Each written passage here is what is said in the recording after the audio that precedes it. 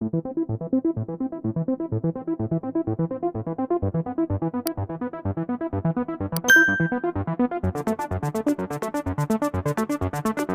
formula shortage highlights U.S. racial disparities.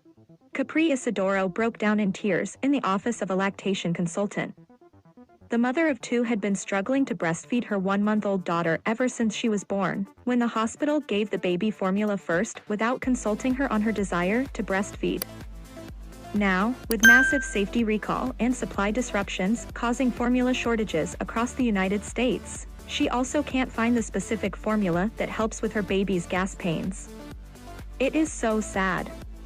It shouldn't be like this, said Isidoro, who lives in the Baltimore suburb of Ellicott City. We need formula for our kid, and where is this formula going to come from?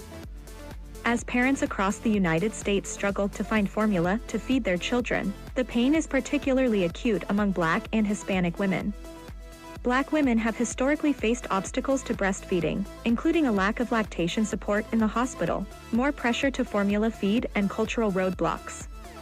It's one of many inequalities for Black mothers. They are far more likely to die from pregnancy complications, and less likely to have their concerns about pain taken seriously by doctors. Low-income families buy the majority of formula in the U.S. and face a particular struggle. Experts fear small neighborhood grocery stores that serve these vulnerable populations are not replenishing as much as larger retail stores, leaving some of these families without the resources or means to hunt for formula.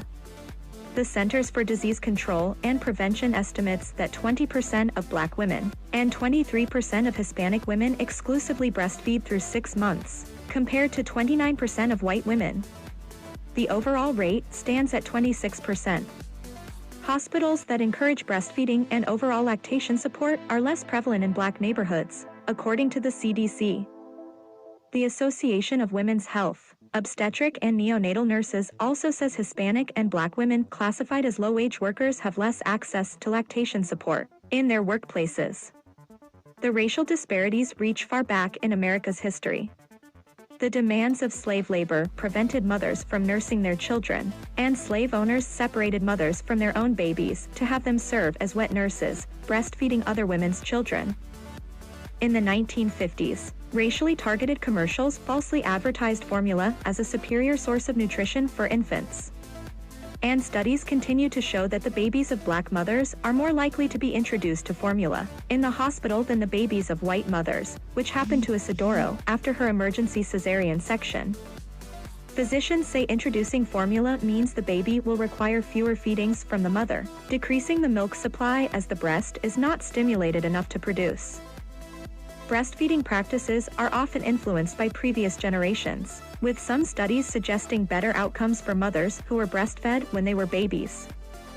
Kate Bauer, an associate professor of nutritional sciences at the University of Michigan School of Public Health, said she began hearing back in February about Black and Latino families in Detroit and Grand Rapids feeling stuck after finding smaller grocery stores running out of formula.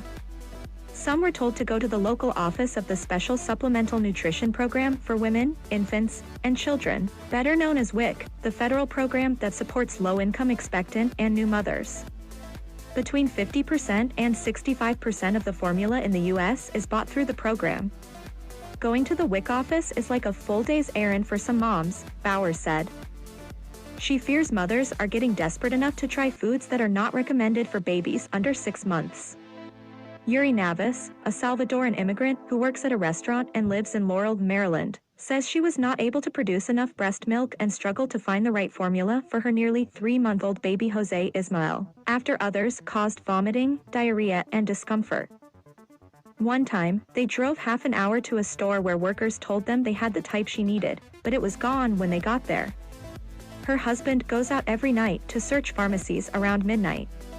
It's so hard to find this type, she said, adding they sometimes have run out before they can secure more formula. The baby will cry and cry, so we give him rice water. On a recent day, she was down to her last container and called an advocacy group that had told her it would try to get her some at an appointment in 5 days. But the group could not guarantee anything.